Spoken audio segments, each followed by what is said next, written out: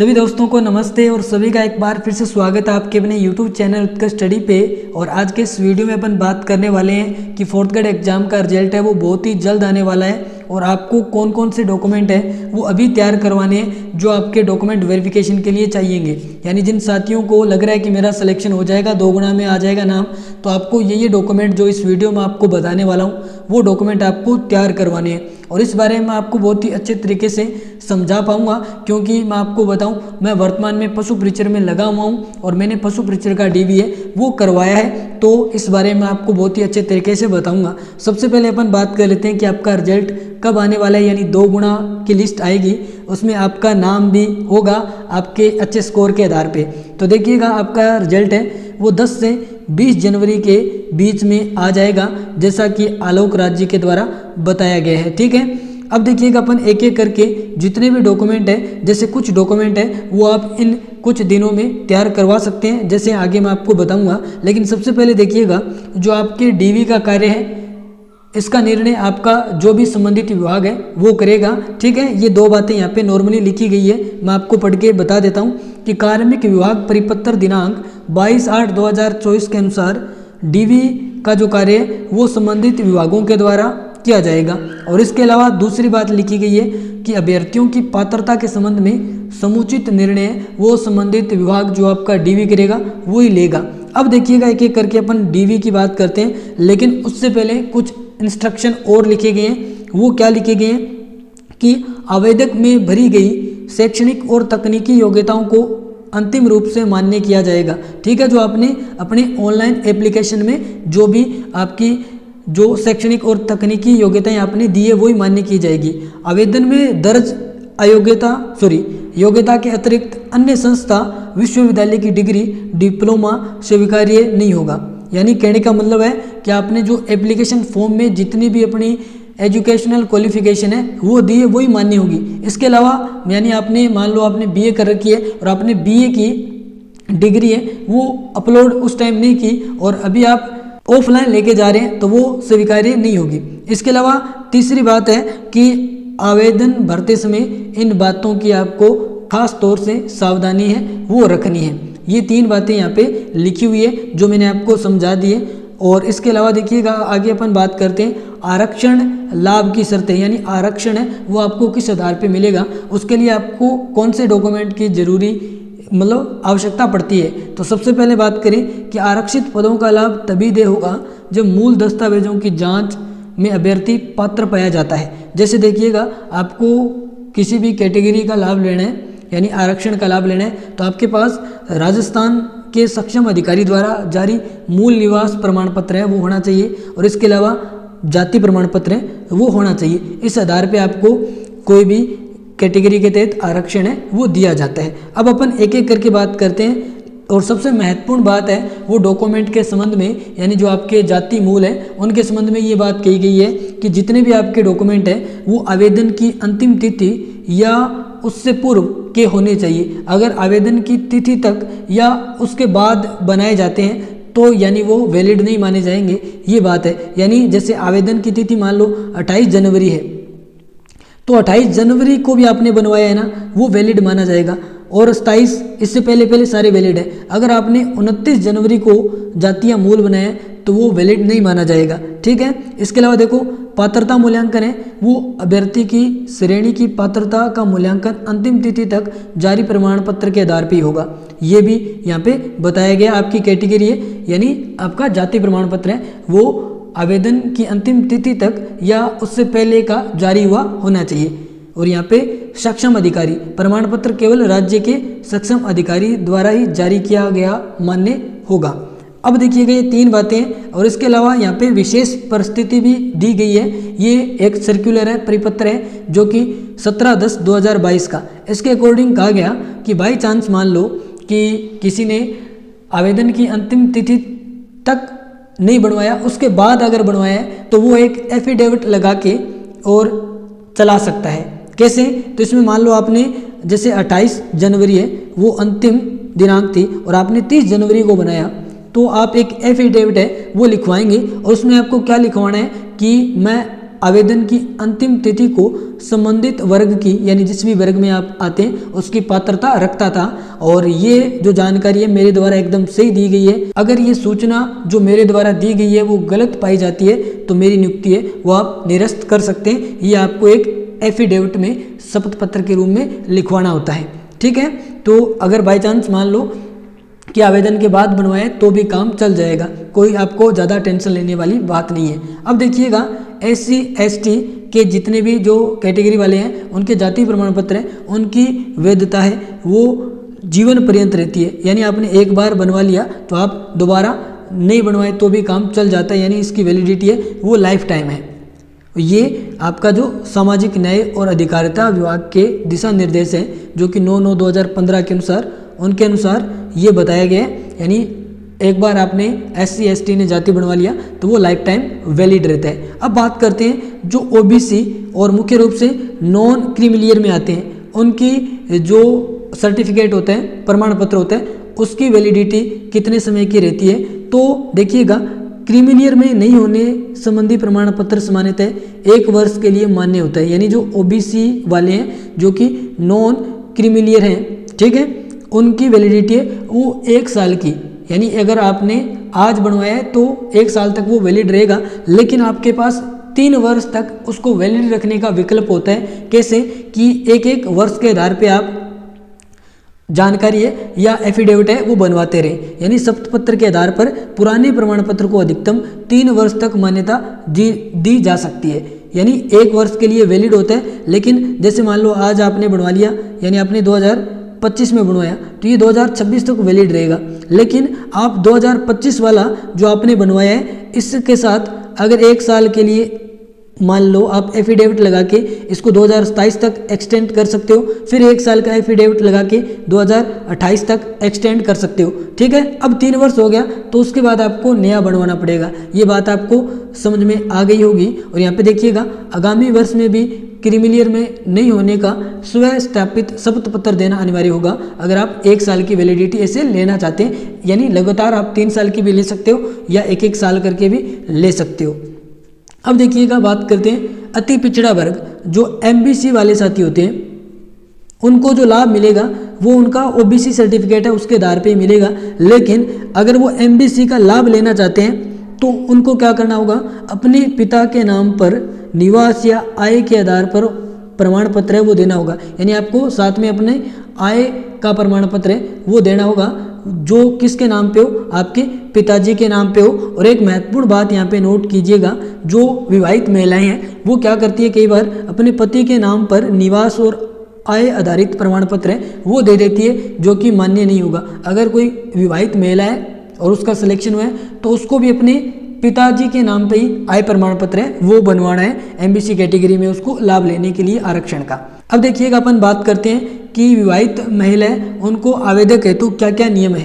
इसमें सबसे पहले आता है कि SC ST शहरिया वर्ग आरक्षित पदों का लाभ प्राप्त करने हेतु महिला को अपने पिता के नाम व निवास के आधार पर जारी प्रमाण पत्र प्रस्तुत करना होगा। यानी सेम चीज़ है, आपके पति के नाम पे नहीं होना चाहिए, अपने पिता के नाम पे ही। SC ST शहरिया वर्ग का जो भी आपका प्रमाण पत्र आप आरक्षण का लाभ लेना चाहते हैं इन कैटेगरियों में, ये बात भी आपको समझ में आ गई होगी।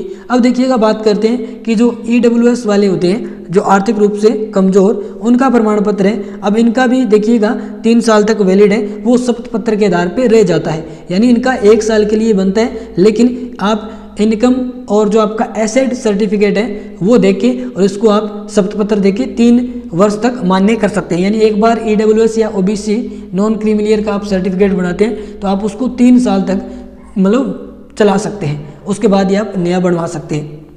ठीक है, अब देखिएगा इसके अलावा जो मूल डॉक्यूमेंट आपके लगते हैं, जैसे आपकी जो भी शैक्षणिक योग्यताएं हैं, जैसे आपकी 10वीं 12वीं मार्कशीट है, इसके अलावा आपका कोई डिप्लोमा है जैसे RSCIT है, और डिग्री यानी आपकी BA MA वगैरह कर रखी है, तो वो सारी आपके मूल दस्तावेज लगते हैं। यानी मूल भी ले लेते हैं, फोटोकॉपी भी। इसके अलावा देखो आयु प्रमाण, यानी आपका जो DOB है वो आपकी 10वीं बोर्ड की मार्कशीट के अकॉर्डिंग ही आपका जन्म प्रमाण पत्र है वो माना जाएगा। यानी आपकी आयु प्रमाण है वो 10वीं की मार्कशीट के अकॉर्डिंग ही होगा।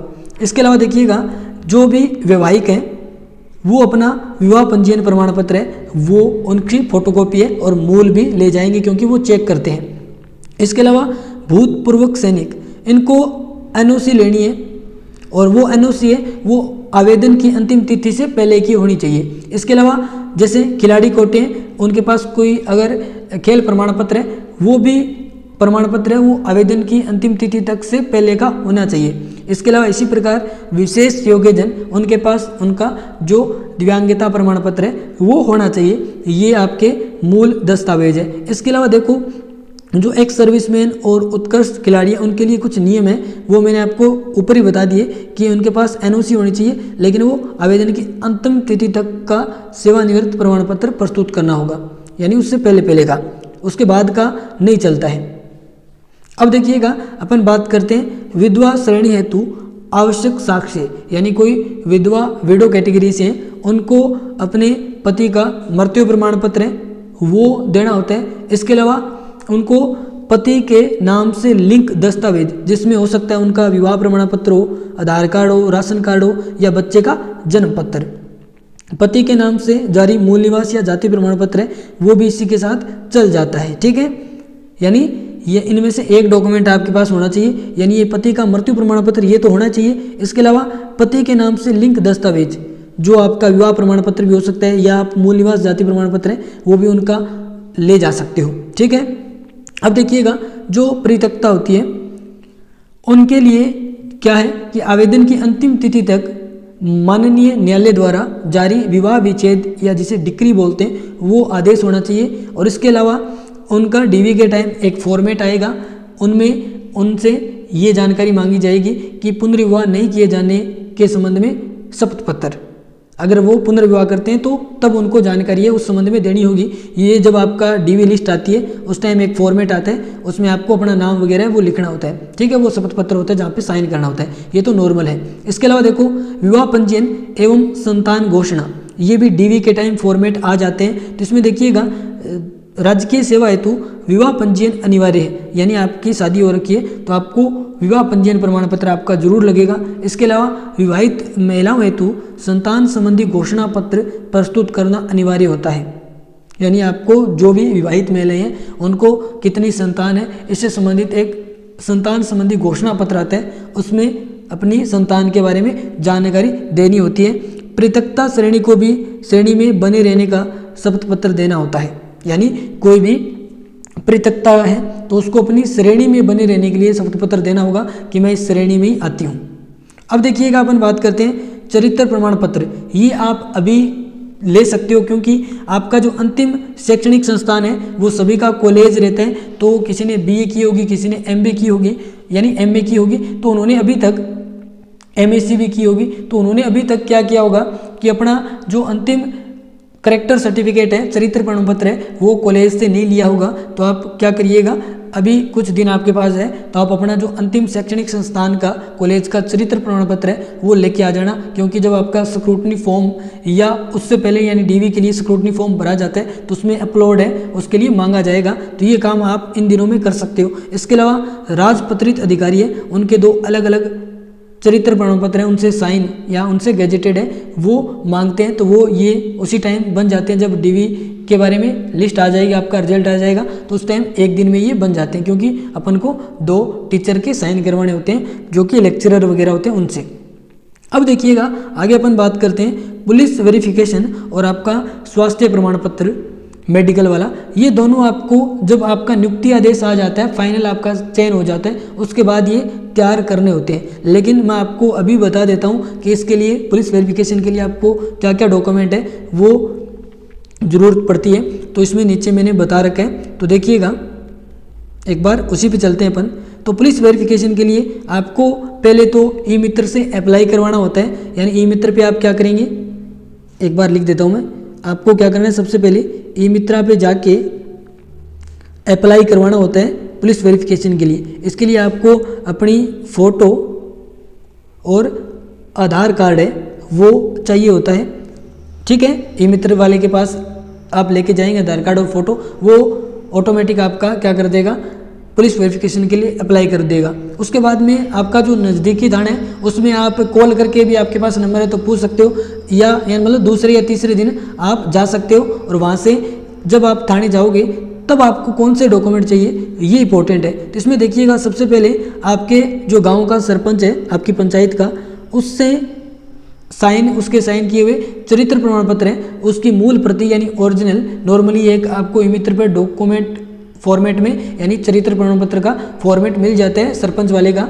तो वो आपको निकलवा के ई-मित्र से खुद से भर के और वहाँ पे नीचे आपके ग्राम पंचायत के सरपंच के साइन करवाने हैं। उसके बाद में जब आप थाने में जाओगे पुलिस वेरिफिकेशन के लिए तो आपको उसमें की 2 आईडी है वो ले जानी होगी, जिसमें आपका आधार कार्ड या वोटर आईडी कार्ड है वो हो सकते हैं। इसके अलावा आपको 2 गवाह भी चाहिए होते हैं, उनको साथ में ले जाना कोई ज़रूरी नहीं होता। उन दोनों के आधार कार्ड और आधार कार्ड पे दोनों के साइन है वो आपको करवाने होते हैं। और इसके अलावा आपको अपनी 10वीं की मार्कशीट है उसकी फ़ोटोकॉपी ले जानी होती है। तो सभी जितने भी डॉक्यूमेंट है ये 3 इनकी तो फ़ोटोकॉपी है, जबकि सरपंच वाला जो चरित्र प्रमाण पत्र है वो आपको मूल ओरिजिनल लेके जाना होता है। ठीक है, ये आपका पुलिस वेरिफिकेशन का काम रहता है। और जितने भी साथी जो अभी इस वीडियो को देख रहे हैं उनसे मैं कहूँगा कि जैसे आपका 4th ग्रेड का रिजल्ट आएगा तो उससे संबंधित कोई भी अपडेट है इसके लिए आप मेरे टेलीग्राम चैनल से जुड़ सकते हैं। वीडियो के डिस्क्रिप्शन में लिंक है, यानी जो भी आपको फॉर्मेट चाहिए होंगे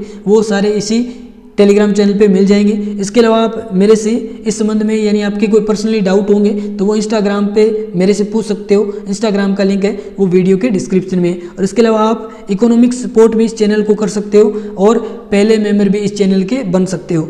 इसके अलावा देखिएगा, चैनल को लाइक शेयर सब्सक्राइब है वो सारा आप कर लेना। अब अपन आगे चलते हैं, देखते हैं और अपनी महत्वपूर्ण क्या क्या बातें हैं। तो ये पुलिस वेरिफिकेशन के बारे में मैंने आपको बता दिया।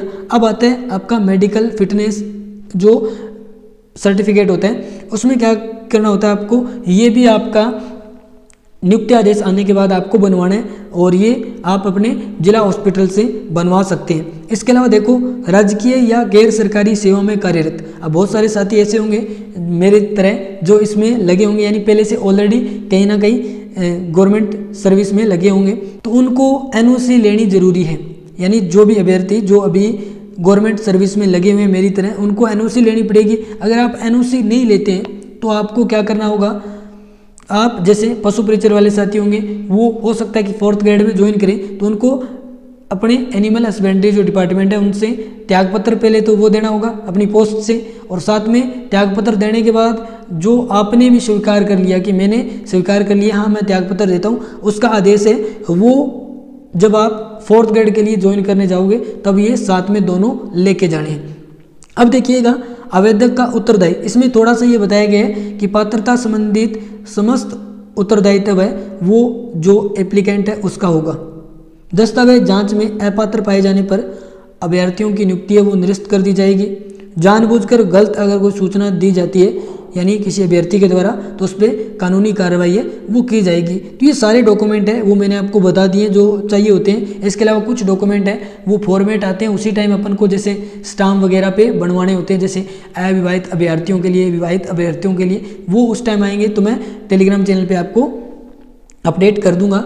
तो सारे साथी इस चैनल को सब्सक्राइब कर लेना, टेलीग्राम चैनल को, और साथ में इंस्टा पे भी मुझे फॉलो कर लेना। मिलते हैं अपन नेक्स्ट वीडियो में। सभी साथियों का जोड़ने के लिए बहुत बहुत धन्यवाद।